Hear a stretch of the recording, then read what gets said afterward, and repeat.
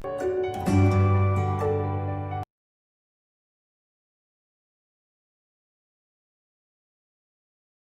student, I welcome you all to our online classes. Okay, today we are going to start our very new chapter. The name of the chapter is Fiber to Fabric. Okay, you have studied this chapter in your class 6 also, and in this chapter, in this class 7, we are going to study the fabrics, which the origin of this fabrics is animal based natural source. In the class 6 we have studied this chapter, but the criteria of that fibers were plant based natural fiber. Now we will be studying animal based natural fiber in this class 7. Okay, so this is the class 7 chapter number 3. It comes under the category of your chemistry chapter. Okay, this is your chemistry chapter. So let's move forward to our chapter. What we are going to learn, very basic thing of this chapter is you should know what a fabric is, what are the fibers. Okay, then only you are able to proceed. The very first is basis of fiber to fabric. The inner part of the thread is referred to the finer part of the thread is referred to fiber. For example, your hair fiber, the single hair strand is your fiber. So fiber is the building block of all the fabric. Every fabric is made up of fibers, small fiber that collective and by the process which we are going to learn, they are converted into fabric, but they are the building block. The finest particle, the finest thread of any fabric is your fiber, the smallest basic unit, this. Okay, fiber is a thread-like structure that is spun into rope, cloth and strings. Okay, fabric are made from fiber obtained from natural or artificial sources. We will be studying artificial sources in our 8th class. In this class, we are going to learn the natural source based on animals. Okay? So, this is the whole picture of your fiber to fabric. So, fiber, they are the smallest animal in the textile, smallest particle. They get spun into the yarn or the filament by the twisting, by spinning and every other processes. Then they get converted into fabric. Okay, the unstitched cloth piece is your fabric. Unstitched is very important. After stitching, it will convert it into cloth. So this is the difference between fabric and your cloth. Cloth is stitched part. Okay, stitched piece of fabric, and fabric is the ultimate product of your fiber. Okay, when we stitch the fabric, we will get the clothes. Next is your that flow chart or the diagrammatic presentation of fiber. Fiber can be divided into natural fiber and synthetic fiber, and furthermore, natural fiber can be categorized into animal based and plant based. Plant based natural fiber we have that covered in 6th class. In this class, we are going to study this part, animal based. Okay. So, animal based natural fiber. First one is wool. Wool is obtained from the fleece or the hair of the sheep. Okay, and the yak. Next one is your silk fiber. Comes from the cocoon of the silk moth. In this chapter, we will be focusing on these two fibers. Okay, only these two fibers we are going to focus on. So very first, wool. We are going to cover this wool part. Wool comes from the animal like sheep, goat, yak, camel, llama, alpaca. These are the sources of this wool. Okay, we got this wool from this kind of animals. Wool yielding animals bear a thick coat of hair on their body. They have thick coat of hair on their body. The hair which gives us wool and keeps them warm. This hair which gives us wool actually keeps them warm. This is the whole picture of their wool. Why they are having wool? To keep them warm. Okay? During the cold winter night. The hair or the wool on the body of the wool yielding animals trap a lot of air. Because of the presence of small pores in them, they can trap a lot of air in it. Okay? Air space between the wool fiber trap the air. Okay? Since air is a poor conductor of heat, so the trapped air in the hair shield the body from cold. It acts as an insulator. So this is the work of wool or a sheep. It acts as insulator. It keeps it warm during winter season. But we need this wool for making our clothes, to do the same thing. Okay, but keep this in your mind. This wool obtaining from the sheep or sheep-like animals are always done during your summer month. Why? We should never carry out this thing in winter month, because in winter they will be needing this wool, but in summer they don't need this wool. It's that extra part on their body, so we can obtain the wool during summers only. We should never obtain the wool during winter season, because in that season they will be needing this wool as an insulator. Okay, now these are the animals, few animals from which we obtain the wool: alpaca, sheep, goat, camel, yak. Now next is production of wool from the sheep. First of all, two types of hair fibers are there on the body of the sheep. First one is rough beard hair. Second one is underlying soft hair, which is near to the skin of the sheep. Okay, so wool is made from soft hair only. Actually, wool can be made from rough also, but it will be cheap. Okay, so we need this soft hair layer. Okay, sheep, because it's of fine quality. It makes a quality product. The fine hair, the soft hair will make the fine quality wool. Okay. The selective breeding. The first process is selective breeding. What is this selective breeding? Sometimes sheep are selected to gain the breed that has only fine hair. We select the sheep that have the finest hair on their body for wool obtaining. This is selective breeding. Okay. The process is called selective breeding. Okay. We just we select the best sheep, we make them breed, and the product of these two sheep which have the best quality, soft hair, will give us the best yield, best wool. Okay, this is known as selective breeding.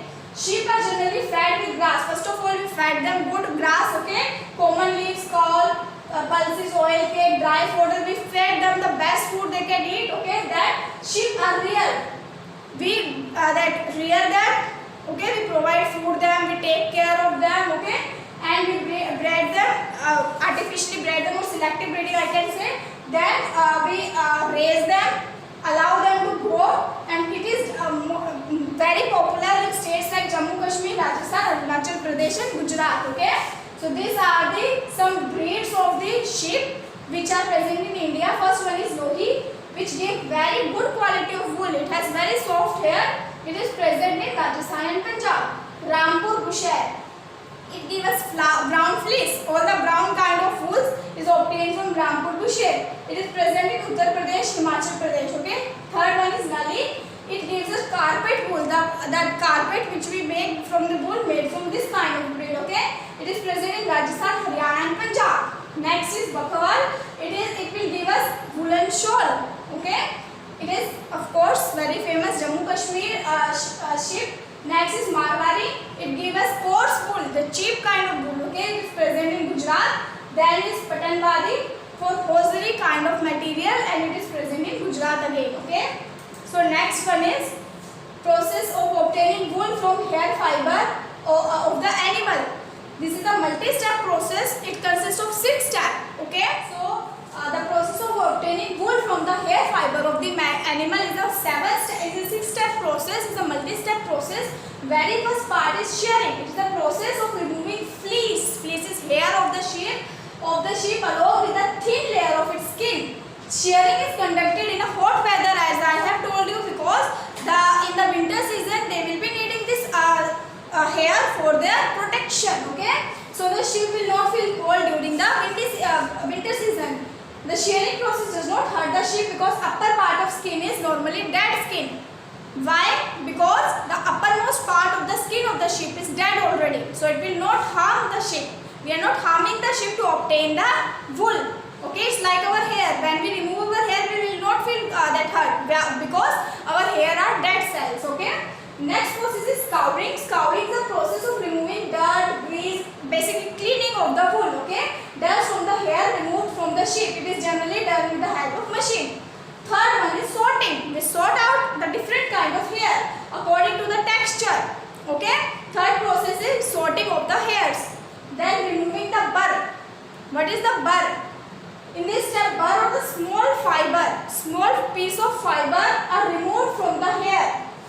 Okay, the small piece of fiber which make the whole hair look very, I can say that intermingled. Okay, so we remove such hair, then hair is clean again. Okay, after the removing of the burr, we clean the hair again. The product to obtain is the wool which can now be converted into yarn. Okay, so we will obtain the wool which can be now be converted into yarn by the process, firstly into fiber, then into yarn. Then we color the wool fiber according to our choice. We color it in the 5th step. Then in the 6th step we roll the wool. Now we make the yarn out of the fiber, so we obtain. Okay, in the last step, fiber of the wool are obtained straightened out. We comb them, we straighten them, and then they roll into yarn, which you have seen in your homes. That round bundle of the wool, it's nothing but yarn. It happens in the 6th process, that is rolling of the wool. It's very clear from this diagram. First one, the sheep is reared. We fed the sheep well. We give it fodder, remove the fleece or everything. Then the fleece which we obtain goes directly into mills. Okay, where it is washed, scouring process, remove the dirt. Then we remove all the that burr or all the hair fiber, small hair fiber from it. We straighten it. Okay, we use the machine known as silver. For that we straighten it, we comb it, and then ultimately we will get a yarn. Okay, yarn from fiber to yarn. This is the whole process. The whole thing is showing how we make fiber to yarn. This is the yarn, and from yarn we can make the clothes. Now there are some occupational hazards, some diseases associated with the wool. The whole that industry which are dealing with the wool that part is very susceptible to these kind of diseases. They can have this kind of diseases. In some industries, the worker have to face the risk of getting diseases. Such kind of diseases are known as occupational hazard. The diseases caused by your occupation. Okay, these are called occupational hazards. Shoulder disease is an occupational hazard related to the wool production. The people who are sorting this, you know that there is a step of sorting of the wool. So in this process, while sorting of the wool, the person will get infected with a bacteria called anthrax. This is a bacteria which is present on the wool. So while sorting, the person is in direct contact with this bacteria. The bacteria will infect the blood of the person, which can lead to death. So this is the occupational hazard associated with production of wool. Our second fiber is silk fiber. Silk fiber is obtained from the silkworm, as we know that. Sericulture is the process, okay, by which we produce this silk. So it's a breeding and the raising of the silkworm. We breed the silkworm and we raise this silkworm in order to obtain the finest silk out of them. So these are the few breeds of the common silkworm. The first one is mulberry silkworm. Okay, scientific name of this breed is Bombyx mori. Okay, so the main host organism on which it lives is mulberry, shahdut. Second is eric silkworm. It is domesticated. People rear it. This kind of silkworm. Okay, main host is castor plant. Third one is airy silkworm. Wild, that was domesticated. The plant is same on which it lives. Okay. Third one is Chinese Tassar silk is the best silk. Okay, and Japanese Tassar silk again. Tassar silk is the best silk, and the silkworm is present on the oak tree. Okay. Second last is Indian Tassar silkworm. Okay, it will give Tassar silk. It is present on the Terminalia plant. Last one is Muga silkworm. It will give us som. It is present on the som plant. Okay, it will give all this is kind of different kind of silkworm. They will give different kind of silk. Okay. So this is the whole picture of silkworm life cycle. First of all, adult moth. Adult moth will feed on mulberry leaves and it will lay eggs on the leaf itself. Okay, female moth will lay many tiny eggs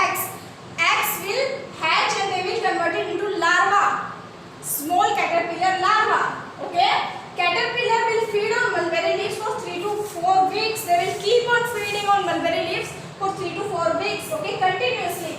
Then they will undergo the process and they will get converted into cocoon. Okay, they will form a layer of silk around their body, and this is the stage on which we will kill this cocoon to get this silk. Silk is wound around this cocoon. Okay, cocoon will get wounded by this silk. It is present inside the cocoon is present inside the silk fiber, and this stage we will obtain the silk. And in the natural process, this cocoon will get converted into adult moth. But in sericulture, we kill this cocoon at this stage and we obtain the silk fiber from in this stage only. Okay. Now, when the egg of the silk moth hatch, larva produce. They are known as silkworm. Okay. Next stage is caterpillar life is known as pupa, in which it gets converted into cocoon. To enter this stage, caterpillar will have to eat.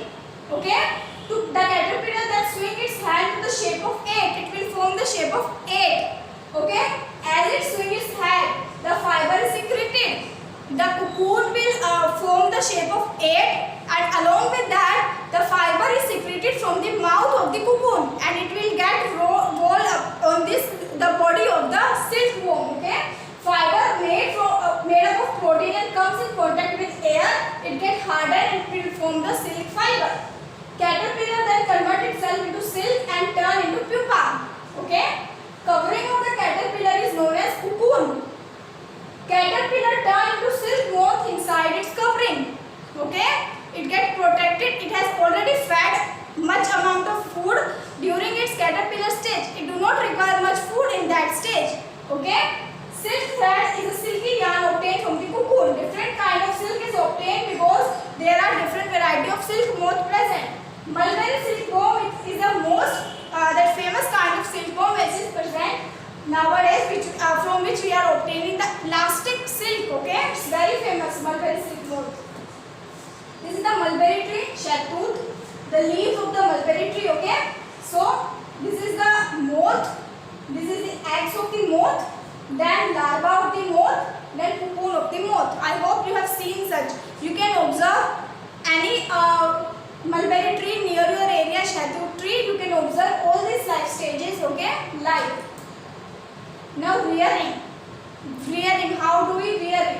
The silkworm. Silkworm farmer buy the egg of the silk moth and raise them. They will buy the egg and they raise them. These eggs are generally large in number, and a single silk moth can lay about 100 eggs at a time. Okay. Eggs are stored in an environment having appropriate temperature, humidity, and hygiene condition. Okay. They will the rear in that condition only. In order to hatch larva out of egg, it has to be heated. It require a heated environment to get hatched. Then they are kept in a bamboo tray. This process is conducted when there are fresh leaves appear on mulberry. We fed them with fresh mulberry leaves also. Okay, not on the tree but artificially. Caterpillar feed for 25 to 30 days on those leaves in the chamber of tray, and then cocoon will be formed. Cocoon, when spun, get attached to the rope present on the tray. Okay, what happened then? Firstly, cocoon are acquired. They are kept in the sun or boiled to get the silk fiber. We boil the cocoon to kill the cocoon and to get the silk thread. Then the reeling of the silk takes place. Then we reel out this silk. The process in which cocoon thread are processed are used as silk. The silk fiber thus obtained can be drawn and rolled into thread. So firstly we rear them, we fed them, we allow them to grow. Then they will convert it into cocoon. Then what we do? We just boil this cocoon or we just heated that cocoon. It will kill the cocoon and we will get the silk fiber. Okay. Next is two types of silks are there. First one is pure, then artificial. Pure silk is obtained from the cocoon of silkworm and it made up of protein. And artificial silk is obtained from the wood pulp. It is made from modified plant material known as cellulose. Natural silk is obtained from cocoon of the silkworm. Artificial that silk is made from the wood pulp of the plant material known as cellulose. Just like silk, wool is also made up of protein. A piece of woolen fiber also gives the smell of burning hair. If you want to check whether your fiber is made up of protein or not, just burn it. If it will give the smell of your burning hair, then it means it is made up of protein only. Okay. The thread which burn giving the smell of paper will be made up of cotton fiber. This is the difference between cotton and silk. Silk is a protein. When you burn the silk, it will give the smell of burning hair. When you burn your cotton, it will give you smell of burning paper. This is the whole difference. Okay. Cotton and paper both are carbohydrate. Paper is made up of cellulose. Again the wood pulp. So burning cotton and paper both will give same smell. Now discovery of silk. There is an interesting story of that. Discovery of silk was made in China a long time back. So what happened there? According to all Chinese trend, the Empress Si Tongqing, she is the Empress, was asked in the Emperor Ministry to find cause of damage leaving the mulberry. One day she realized all her mulberry trees are getting damaged. She wanted to know the reason. Okay, so the Empress found the white worms. She observed there is a white worm which is eating all the mulberry leaves. So she noticed that they are spinning shiny cocoon around them. She noticed that this worm after certain time, after feeding, is having a shiny coating on them. Okay. Accidentally one day what happened, a cocoon dropped into her tea. She was having tea under the mulberry tree. One day that cocoon fell into her cup of the tea. Okay. And suddenly it started getting untangled. Then she observed there is a shiny piece of thread after the untangling. Okay. Then she realized that this is the silkworm. We can obtain the silk from this silkworm. Okay, this gave her the idea. Silk industry began in China and was kept closely guarded secret for hundred of years. For the hundred of years, this was the secret of China to make silk. Okay, later on trader and traveler introduced silk to the countries. Then it became famous. Many traders start trading this silk from China to other part. Okay. And the route which was obtained to the trading for this silk is known as silk route, which you will study in your social science chapters. Even today, China is the main producer of the silk. India is also among the leading silk producing countries. In India, large number of women are engaged. More women are engaged in silk industry than the men in India. Okay. Related to silk products such as rearing of silkworm, reeling of cocoon and processing of silk fiber. Okay. Now all the topics are covered in this chapter. Now we will deal with NCERT question. Very first is you must have familiar with the following line. Baba Baba black sheep, have you any wool? Second is Mary had a little lamb whose fleece was white as snow. Now we understand this. Okay. So which part of the black sheep have the wool? So you know that wool is obtained from the hairy fiber of the sheep. Second is white fleece of the lamb refer to the white color fur of the sheep. Second question is silkworm is a caterpillar larva. Choose the option you have to choose. So silkworm is both. Your caterpillar also and larva also. Okay. Next is which of the following does not yield wool? Answer is woolly dog. Don't name though woolly is there. It is just to confuse you. But dog do not yield wool. Okay. Next is what do you mean by the word shearing, sericulture and rearing? So rearing is nothing but raising of the domestic animals like sheep, like cow, like goat. Rearing of them is known as raising of them is known as rearing. Second is shearing. Shearing is removal of the hair. Okay, nothing but removal of the hair by the machine which barbers use to remove your hair. Okay. Third one is sericulture. The rearing of silkworm to obtain the silk fiber is known as sericulture. Seri is silk. Culture is the whole process of that raising of silkworm. Okay. Given below is the sequence of steps in the process of wool. So very first is shearing, then scouring, then sorting, then picking up of the fur, then your dyeing of the fiber, we dye them, then making of the yarn. This is the whole picture. Make sketch of the two stages. You can make any two stages. Sketch of the history of silk moth. Okay. You can make cocoon. You can make caterpillar. Anything you want. Cocoon or caterpillar. Okay. Or you can make adult silkworm also. Out of the following, which are two terms related to silk production? So two terms are sericulture silk production. Match the following. First is cowering. What is cowering? Clearing of your sheared skin. Mulberry leaves, it's a food for silkworm. Yak, wool yielding animal. Then you cocoon, it yields silk fiber. That's all for now, students. We are over with this chapter. In next video we will discuss our new chapter. Thank you.